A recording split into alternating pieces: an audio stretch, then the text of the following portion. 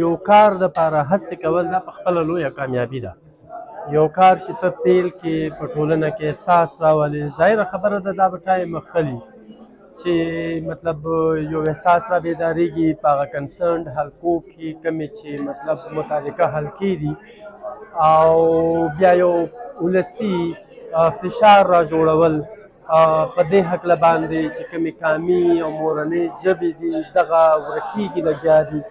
بیا ځینې خو وړې وړې ژبې دي زموږ سره په دې پښتونخوا کې هغه د ورکېدو د خطر سره مخ دي. نو په دې لړ کې دا ډېره لوی ګام و او ډېره لویه کامیابي وه پخپله دغه غونډه. په دې کې مختلفو ژبو نمایندګان راغوښتل، راټولول، دا پخپله لویه کامیابي ده. دغه شان دغه چې کوم سفر دی دا به روان وي تر څو چې خپل منزل ته نه ورسېدلي.